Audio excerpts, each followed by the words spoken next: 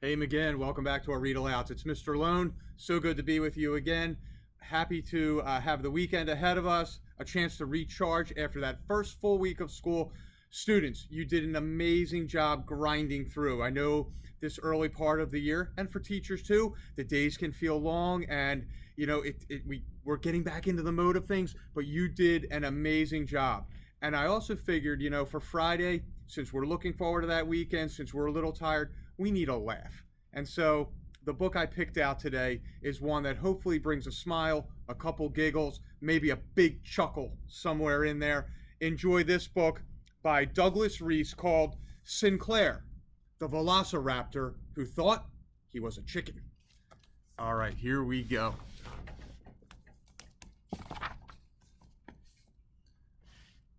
Edna, the very first chicken, was hatching her very first eggs. One by one their shells cracked, and one by one the chicks came out. Each one looked around and knew right away what they would grow up to be.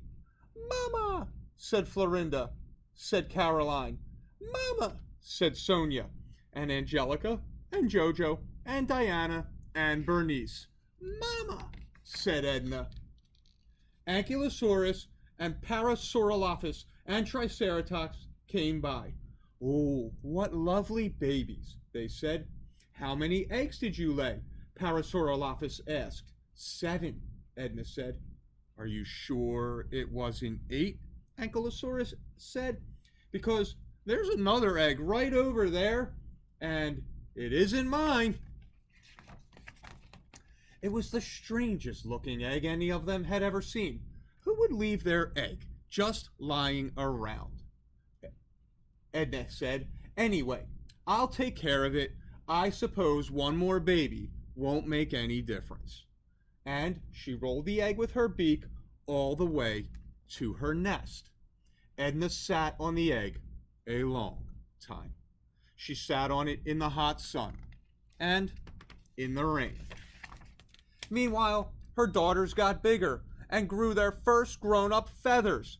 Edna sat and sat, and her daughters took turns helping. Then one day, the egg cracked open. Little Sinclair was a very odd bird. He had long, sharp teeth and claws instead of wings. His hind legs had even bigger claws, but he did have feathers. He looked at Edna and knew what he would be, and knew what he would grow up to be. "Mama," he said. "Mama," said Edna. Edna taught Sinclair to be a good chicken. She showed him how to peck for worms and seeds, but he didn't have a beak, so his nose was always sore. When his family fluttered up to a low branch of a redwood tree to spend the night, he tried to fly too, but his feathers wouldn't work. He had to climb. He tried to cluck, but all that came out was "Rah." "Never mind," Edna said.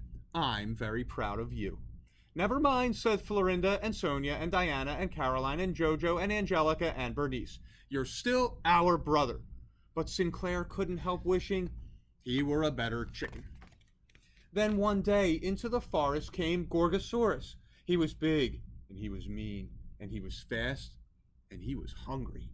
He stalked Ankylosaurus. "Too much armor," he said. He stalked Triceratops. "Too many horns," he said. He stalked Parasaurolophus. "Too big," he said. "I want something easy."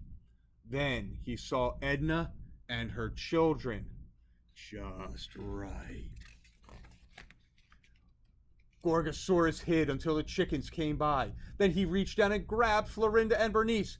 "Gotcha!" he roared and ran off. "Help! Help!" Florinda and Bernice cried. "We're coming!" cried Edna and Diana and Jojo and Caroline and Angelica and Sonia and Sinclair. But Gorgosaurus was too fast for the chickens to catch. He was too fast for Triceratops or Parasaurolophus or Ankylosaurus. Then Sinclair felt something strange happen. He began to run faster than he ever had before. He leaped over fallen trees. He made long jumps. It was almost like flying. He dashed past Edna. He was right behind Gorgosaurus. Come back with my sisters, he roared. Ha ha ha, Gorgosaurus said. You are too little to hurt me. But Sinclair gave a mighty leap and landed on Gorgosaurus's head. He dug in with all his claws and he pecked as hard as he could. Yo! Gorgosaurus said. Get off my head! And then he tripped over a rock. Down he went. Edna and Diana and Jojo and Angelica and Sonia and Caroline caught up. They pecked and scratched and feathers flew everywhere. Give us back our sisters! So Gorgosaurus did. And the chickens let him go. Thank you, Bernice and Florinda said. Thank you, Sinclair, Edna said. You're the best chicken ever. I am? Sinclair said. Yes, everyone said. The best chicken ever.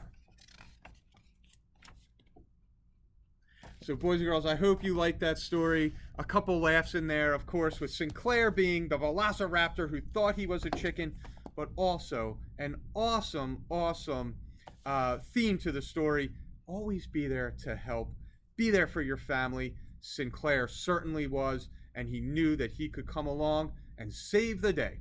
McGinn, have an awesome weekend ahead. We'll see you back Monday with our next read aloud. Take care.